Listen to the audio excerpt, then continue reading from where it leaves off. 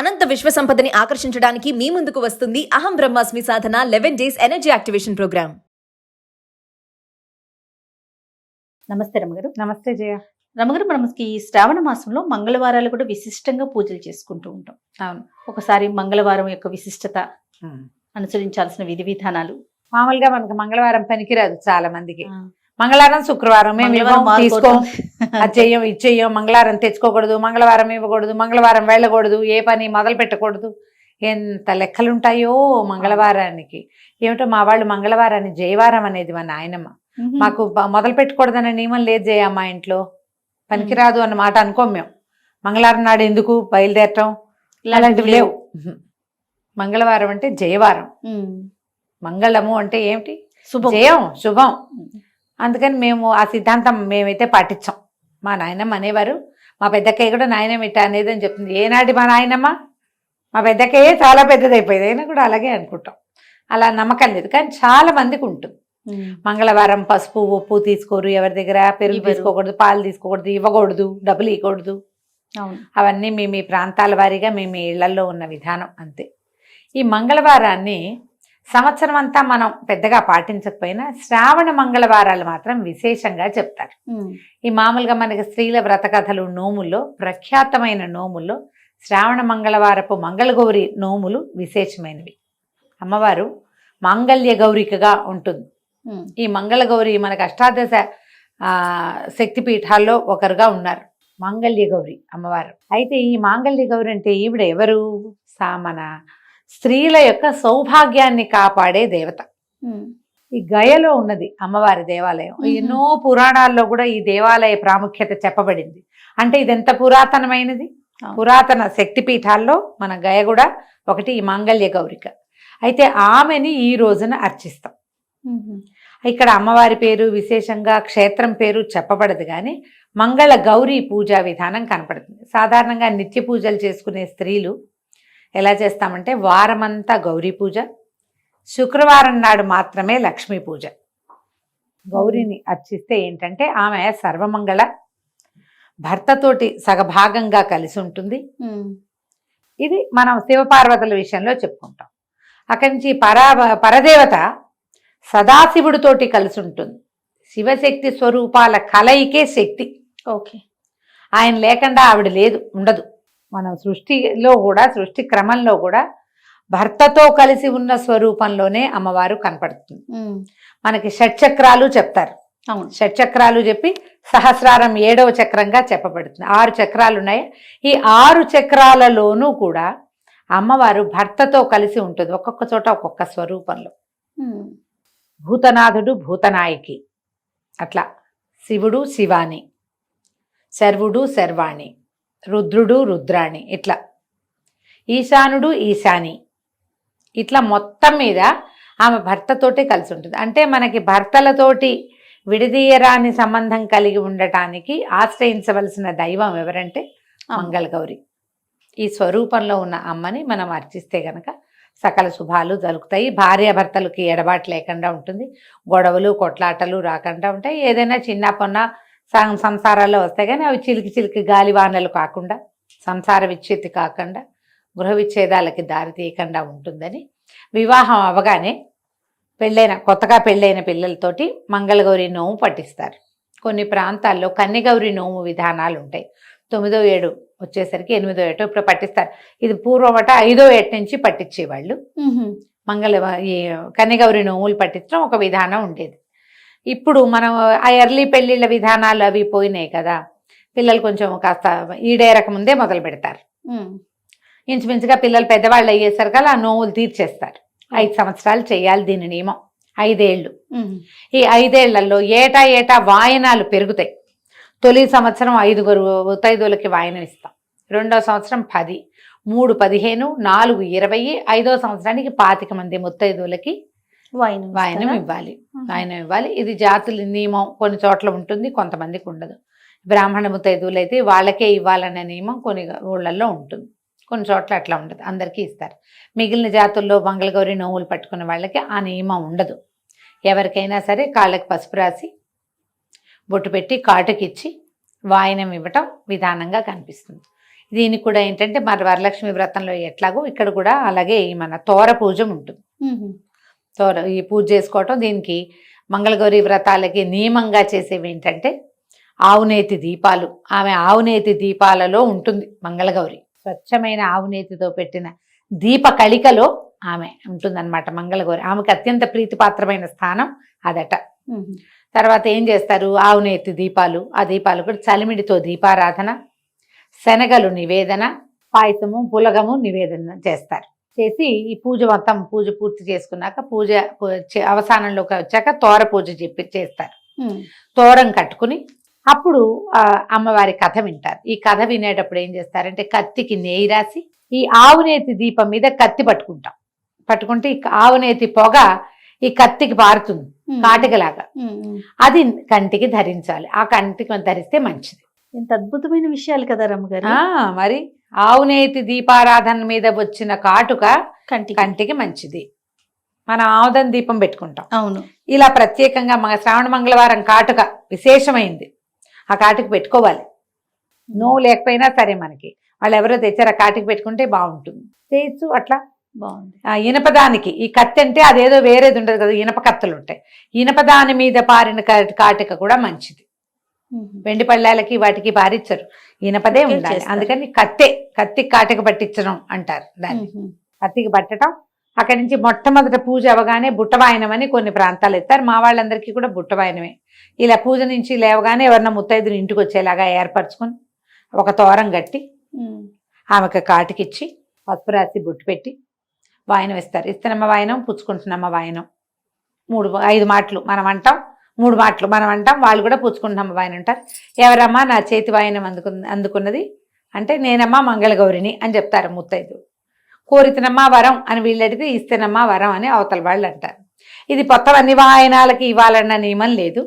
బుట్ట వాయనానికి ఇస్తారు. మీ ప్రాంతాల పద్ధతులు ఉంటే ఇది వరలక్ష్మి వ్రతం వాటిలలో అది కనపడదు, మంగళగౌరికి అది కనిపిస్తుంది అనమాట.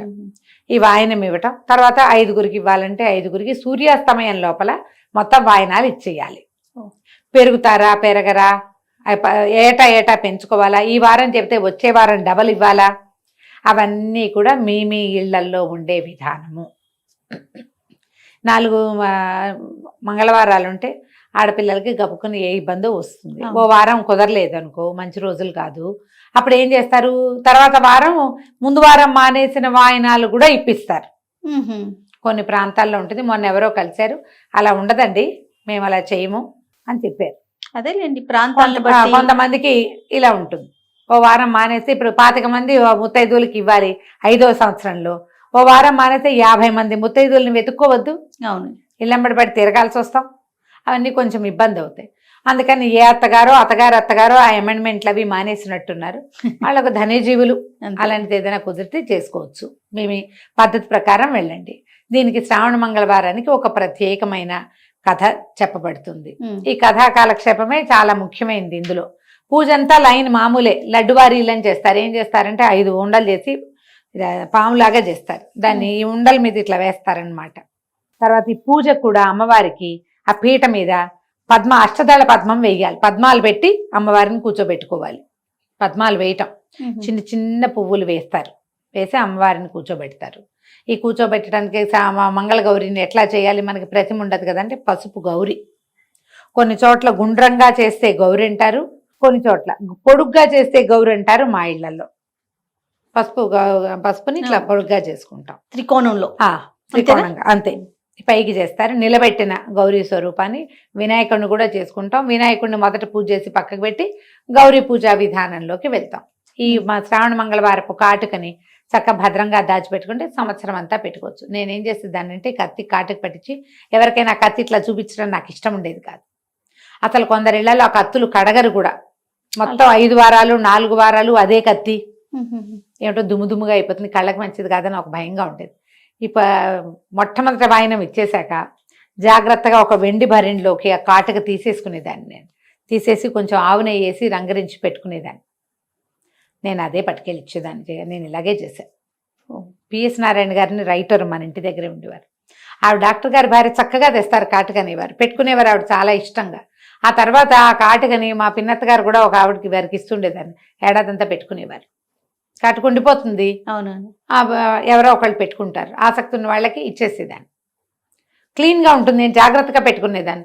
మీ పద్ధతులు మీ పెద్దవాళ్ళు ఎలా చెప్తే అలా చేయడమా, కానీ ఇలాంటి పద్ధతిని పాటించవచ్చు. నాకు పైన అదుపు లేకపోవడంతో నేను ఇలా చేశాను.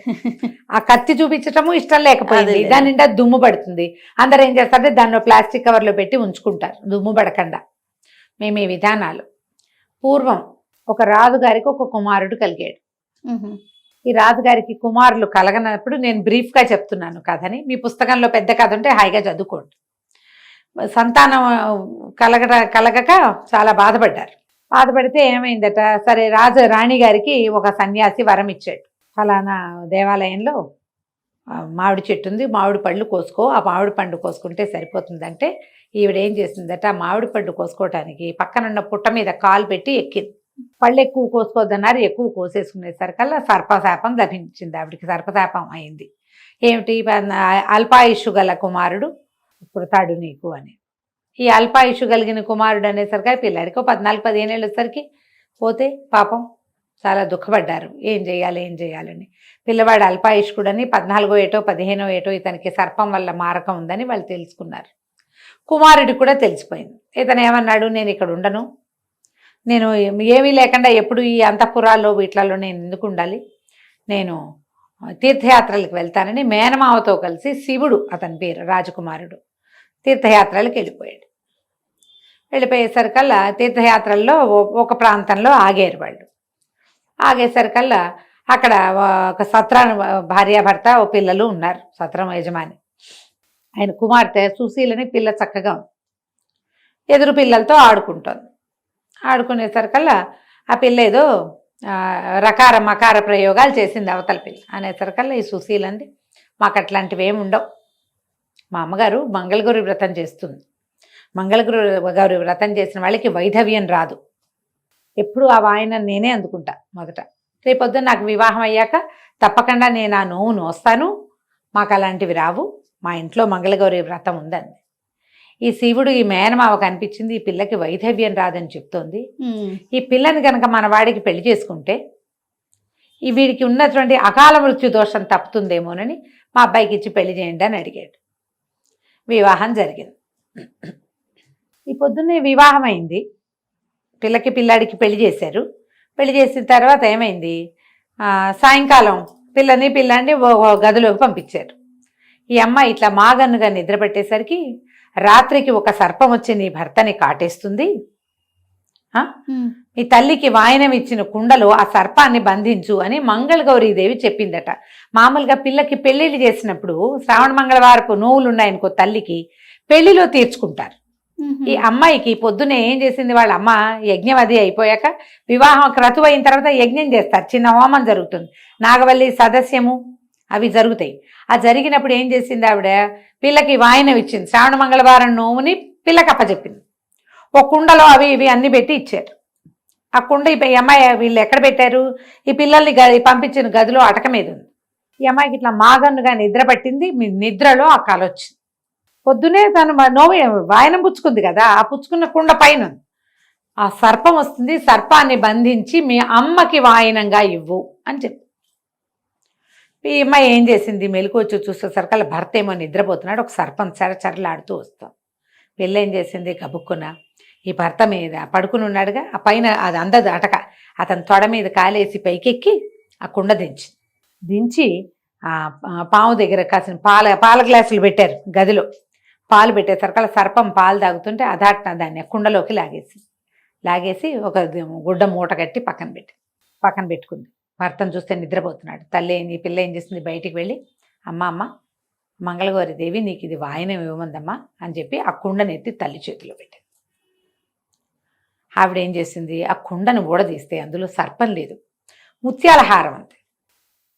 ఆ ముత్యాల హారాన్ని తీసి పిల్ల మెళ్ళో వేసింది. ఆవిడ మెళ్ళో వేసుకో పోయి నీ భర్తతోటి నిద్ర చేయమంటే అమ్మాయి వెళ్ళిపోయింది లోపలికి.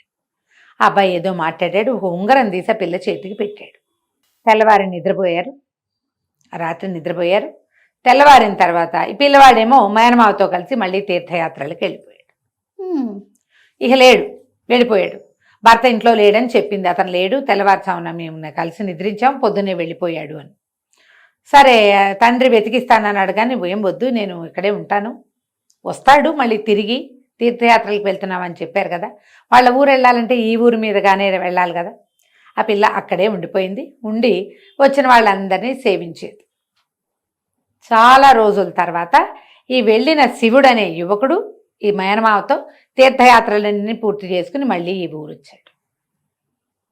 ఊరొచ్చి ఈ ఊళ్ళో నిద్ర చేశాడు. నిద్ర చేస్తే అతనికి ఎట్లా కాలొచ్చింది, తన కోసం యమభట్టులు వచ్చినట్టు, మంగళగౌరీదేవి ఇట్లా కత్తి కటారు పట్టుకుని నిలబడి ఉన్నట్టు, ఆమె సైన్యము ఈ యమభట్టులతో యుద్ధం చేస్తున్నట్టు కలొచ్చింది.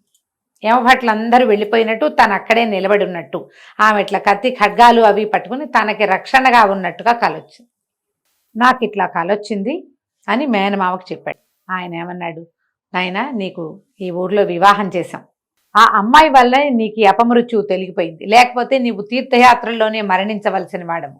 ఎందుకు నీకు ఈ మరణం సంభవించలేదో, మళ్ళీ ఈ ఊరు నీ భార్య ఉన్న ఊరు వచ్చేసరికి ఇట్లా ఎందుకు జరిగిందో పద మనం వెళ్దామని ఆ సత్రానికి తీసుకుపోయాడు. తీసుకెళ్లేసరికి ఆ అమ్మాయి భర్తను గుర్తుపట్టింది. గుర్తుగా అప్పటికి ఎన్నేళ్ళు అయింది, 3-4 సంవత్సరాలు అయిపోయింది. తీర్థయాత్రలు అంటే ఆ కాలంలో టైం పట్టేది కదా, పిల్ల పెద్దది కూడా అయింది. ఉంగరం చూపించారు. చూపించేసరికి అతను నాదే ఈ ఉంగరం అని గుర్తుపట్టాడు. అప్పుడు అతను తనకు వచ్చిన కళ ఇవి చెప్తే, ఆనాటి రాత్రి తనకేం కళ వచ్చిందో, తనేం చేసిందో, ఈ మెడలో ఉన్న ముత్యాల హారం ఆనాడు వచ్చిన సర్పం అని చెప్పింది అమ్మడు. చాలా సంతోషించాడు మేనమామ. నేను ఒక విశేషమైన పని చేశాను, మా అక్కయ్య శాపగ్రస్తురాలైన అయ్యి కుమారుణ్ణి ఇట్లాగా అల్పాయుష్వాణ్ణి కన్నప్పటికీ ఈ మంగళగౌరి ఆరాధనతో పిల్లవాడు బతికాడని వాళ్ళకి మంచి మాటలు చెప్పి ఈ పిల్లను కూడా తీసుకుపోయాడు. అయితే ఈ అమ్మాయి శ్రావణ మంగళవారం నోవులు నోచుకోవటం మొదలుపెట్టింది. అప్పటికి అదే 4వ సంవత్సరము 5వ సంవత్సరం వచ్చేసింది. పెళ్ళవగానే ఇక భర్తలు ఉన్నారా లేదా, తమతో ఉన్నారా, కాపురాన్ని పంపారా లేదు, నోవులు మాత్రం మొదలుపెట్టిచ్చేస్తారు. ఆ అమ్మాయి ఏం చేసింది, శ్రావణ మంగళవారపు కాటుకని ఒక భరిణెలో పెట్టుకునేది, పట్టుకెళ్ళింది. తీరా ఈ కొడుకు కోసం ఏడ్చి ఏడ్చి ఆ శివుడు యొక్క అమ్మా నాన్నకి కళ్ళు పోయినాయట. అందులో అయిపోయారు వాళ్ళు. కుమారుడు చనిపోతాడని, ఈ ప్రయాణాల్లో ఎక్కడైనా అయిపోయాడేమో అని దుఃఖంతో కళ్ళు పోయినాయట ఇద్దరికి. ఈ మంగళవారపు కాటుకు పెట్టిందిట వాళ్ళకి ఆ కోడలు. దాంతో వాళ్ళ కళ్ళు కూడా వచ్చేసినాయట. ఆ తర్వాత ఇట్లా ప్రతి వాళ్ళు కన్యలే గౌరీ నోములు పట్టచ్చు. తర్వాత వివాహితలైన వాళ్ళు ప్రతి వాళ్ళు శ్రావణ మంగళవారం నోము కనుక చేస్తే భర్తలకి అపమృత్యు దోషం పోతుందని ఈ కథ చెప్పబడింది. పూర్వకాలపు గాథ కాబట్టి ఇట్లా దారేపోతూ వివాహం ఏంటంటే ఏదో సాంగంగా కనుక్కునే వాళ్ళు, జాతిపాతి అన్నీ కనుక్కుని పెళ్ళిళ్ళు జరిగేవి. అదేలేండి, మనం ఎన్ని కథల్లో చూస్తాం. ఈ కథ కూడా అలాంటి కథ కానీ చెప్తారనమాట. ఈ కథ విన్నాక అక్షతలు అమ్మవారి మీద కొన్ని వేసి మన శిరస్సు మీద ఆడపిల్లలు వేసుకోవాలి. తర్వాత భర్తలకి పెద్దవాళ్ళకి నమస్కారం చేసి అక్షింతలు వేయించుకుని ఈ బుట్ట వాయనం ఇచ్చి సాయంకాలం లోపల సూర్యాస్తమయం లోపల మీకు ఎన్ని వాయనాల లెక్క ఉంటే ఆ వాయనాలు లెక్క ప్రకారం అప్పచెప్పాలి. శనగలు, రవికల బట్ట, తర్వాత పళ్ళు, పువ్వులు, పసుపు రాసి తాంబూలం ఇచ్చి కాటుక ఇచ్చి వారికి అక్షింతలు ఇచ్చి దండం పెట్టుకుని అక్షింతలు వేయించుకోవాలి. కుదిరితే 5 ఏళ్ళు చేసుకోవచ్చు. ఒకవేళ మన 5 ఏళ్ళు అయిపోయినాయి కానీ మీరు గౌరీ పూజ లక్షణంగా చేసుకోవచ్చు. ఈ 4 వారాలు మంగళవారాలు విశేషమైనవి. ఎవరైనా వాయనం ఇస్తాం, తాంబూలం ఇస్తాం, మా ఇంటికి రండి అంటే వెళ్ళండి, మీ ఇంటికి వచ్చి ఇస్తామంటే చక్కగా తీసుకోండి, అన్నీ మంచివే. శ్రావణ మంగళవారపు కాటుక ధరిస్తే కనుక 5వ తనానికి మంచిది అని చెప్తారు. మీ అవకాశాన్ని బట్టి చేసుకోండి. నమస్తే. నమస్తే.